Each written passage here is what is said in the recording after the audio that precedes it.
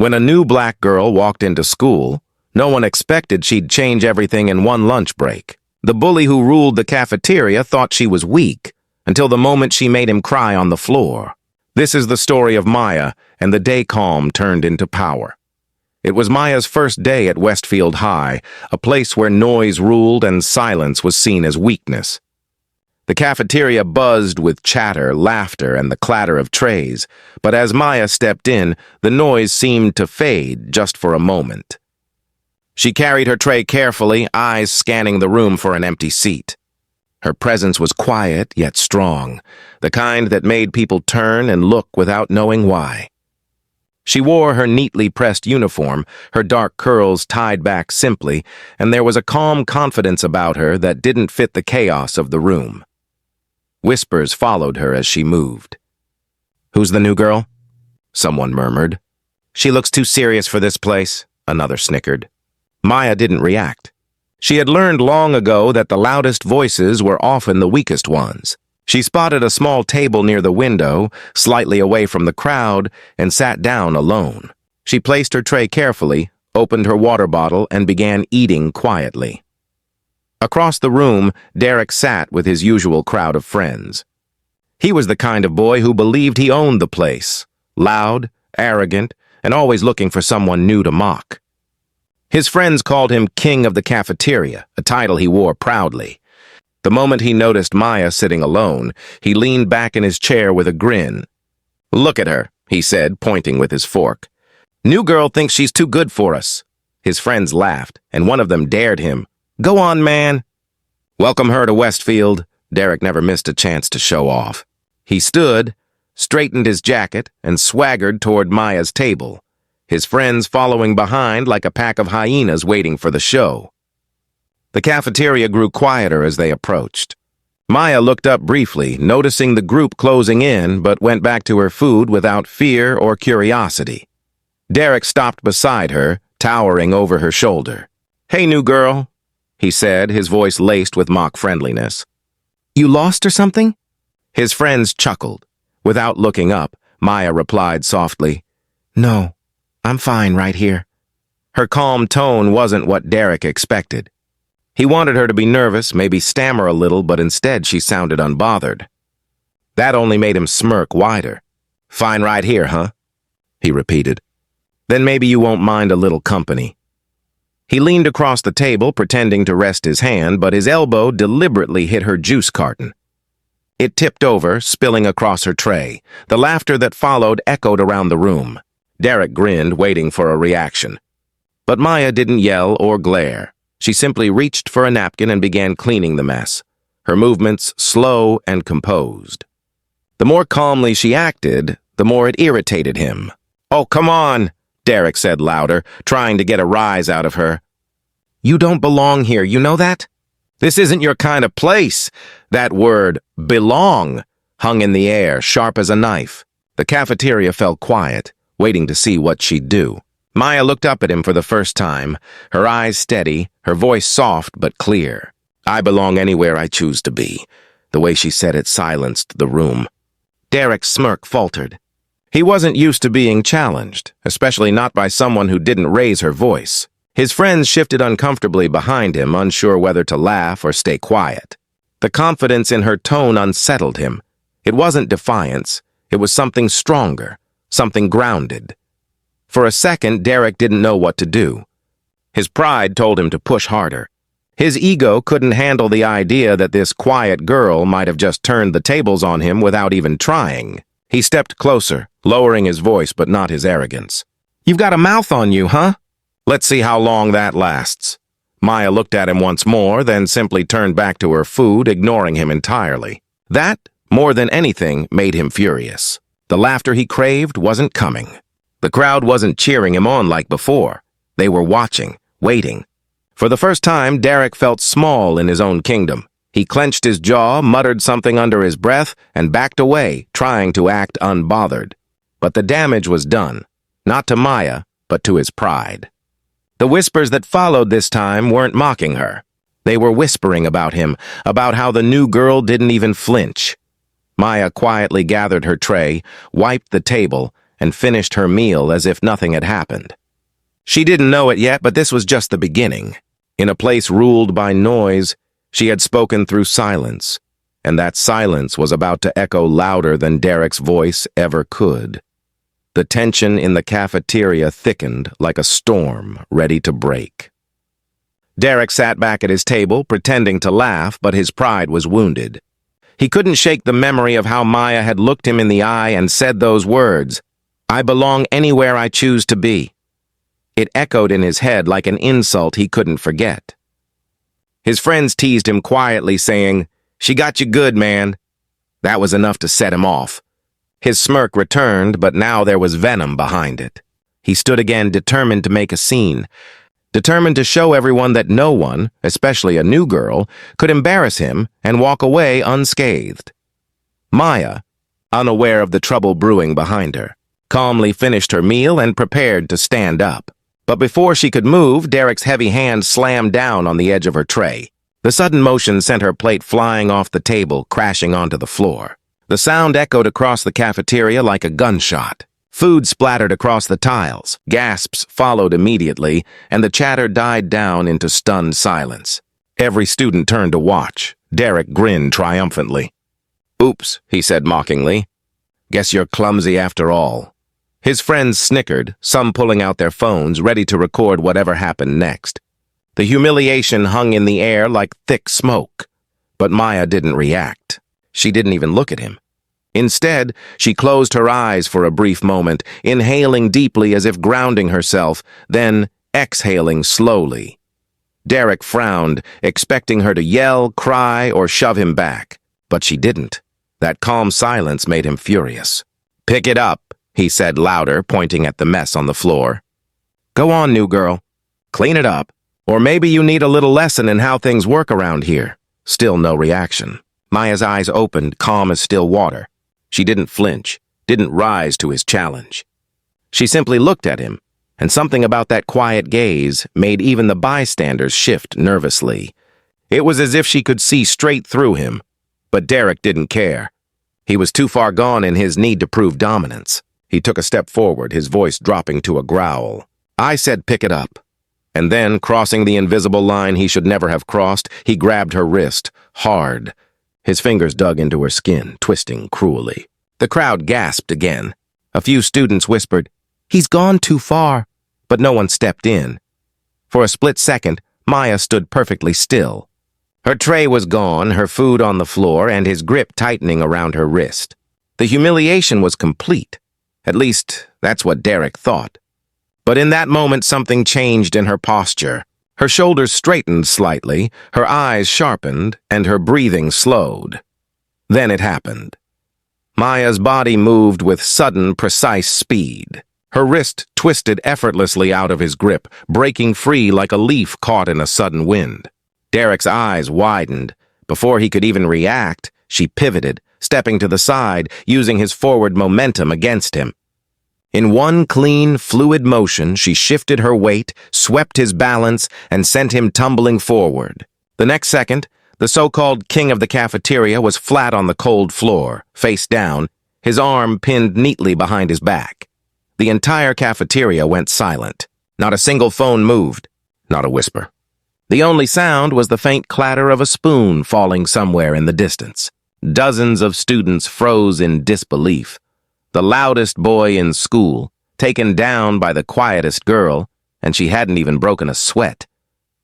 Derek's muffled voice rose from the floor, strained and angry. "Let me go! What are you doing?" Maya looked down at him, her voice steady, calm, and unshaken. "You started it," she said quietly. "I'm just ending it." The way she said it carried more weight than a shout ever could. She wasn't angry. She wasn't scared.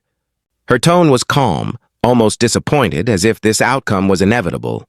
The look on her face wasn't of pride or revenge, but of someone who'd seen this before and simply didn't want to fight. That made it even more powerful. No one dared to move. Derek's friends stared, mouths open, unsure whether to help him or run. For once, the entire cafeteria, usually filled with noise and gossip, was silent enough to hear the hum of the fluorescent lights above. Then the spell broke. A teacher, hearing the commotion from the hall, burst through the cafeteria doors. "What's going on here?" she shouted, looking around at the frozen crowd. Her eyes fell on Derek, still on the floor, and Maya standing over him, calm and composed. Students started pointing in different directions, some toward Derek, some toward Maya, none brave enough to explain first. The teacher's voice cut through the confusion again. "Somebody better start talking." But no one did. The scene was too shocking, too unreal to put into words. The bully everyone feared was lying on the floor, his ego shattered, while the new girl stood silently beside him, breathing evenly, her expression unreadable. It was as if the entire room had just witnessed a law of nature being rewritten. That sometimes, calm could defeat chaos in a single quiet second. The tension inside the principal's office was thick enough to cut through. The air was heavy with silence and embarrassment. Derek sat slouched in the chair opposite the principal's desk, holding an ice pack to his arm.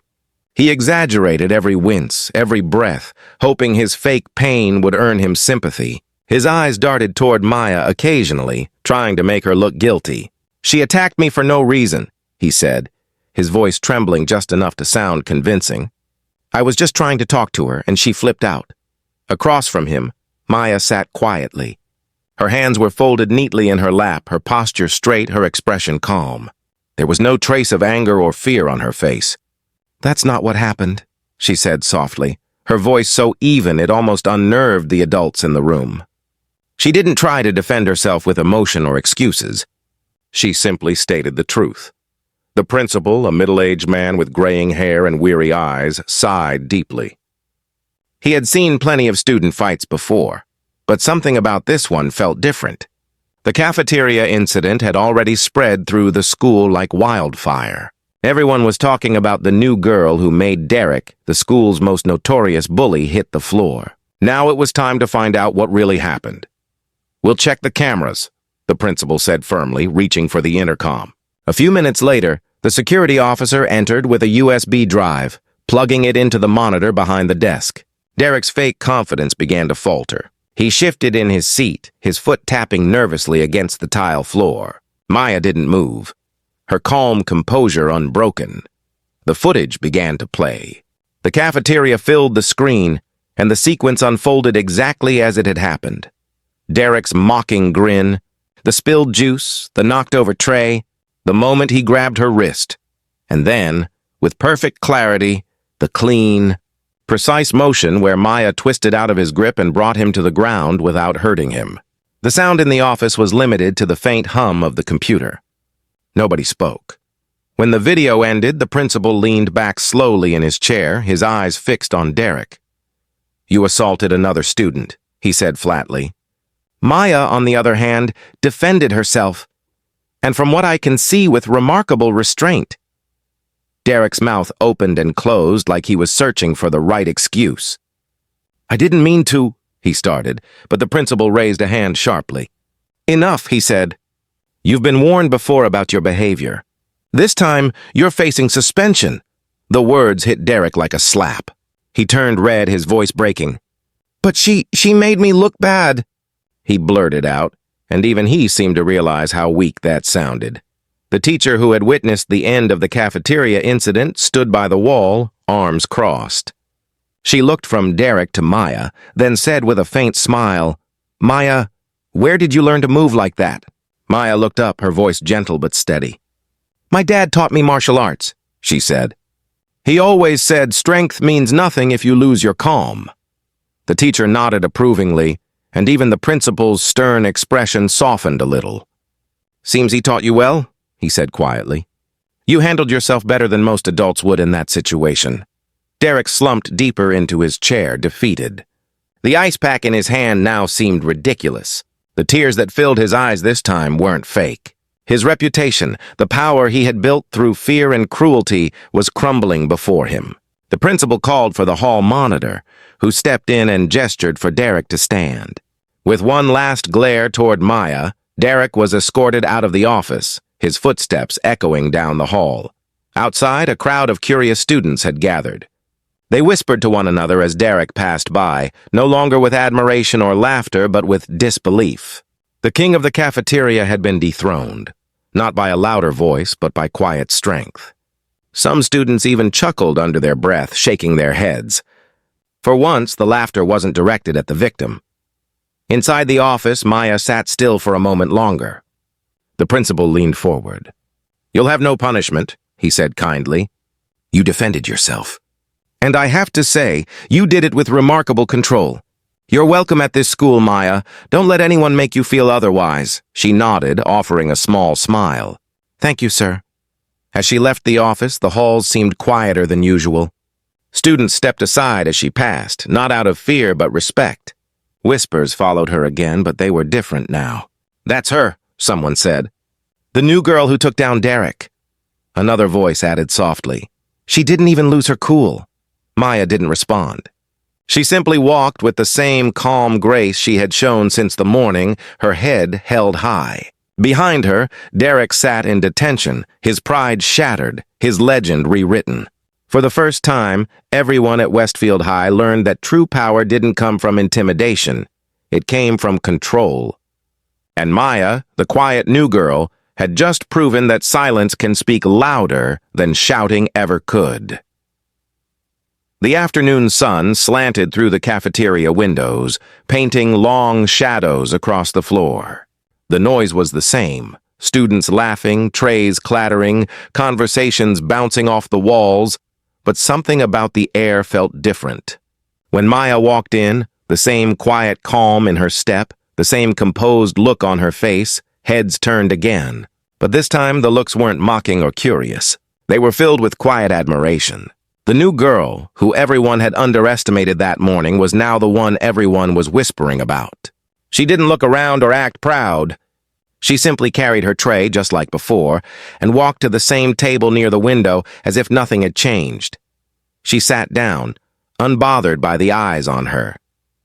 The difference was, she wasn't sitting alone anymore. A few students from other tables hesitated, whispering to each other, before one of them finally stood up. A tall girl with glasses and a kind smile approached, clutching her tray nervously. "Hey, can I sit here?" she asked softly. Maya looked up, smiled, and nodded. Of course. That small invitation opened the floodgates. Within moments, 2 more students joined, sliding into the seats around her. The same table that had once been a symbol of isolation was now surrounded by new company. The girl with glasses leaned forward, her voice filled with awe. "That was amazing what you did today. You didn't even look scared." The others nodded eagerly, their eyes bright with respect. Maya smiled gently, stirring her drink before replying. "You don't need to fight every battle with anger," she said. "Sometimes the calmest move makes the loudest impact." Her words hung in the air, sinking into their minds like something they'd remember for years. Across the cafeteria, Derek entered quietly, his swagger gone. He walked slower than usual, keeping his head down. His friends weren't beside him anymore. They had scattered, embarrassed to be associated with him after what happened.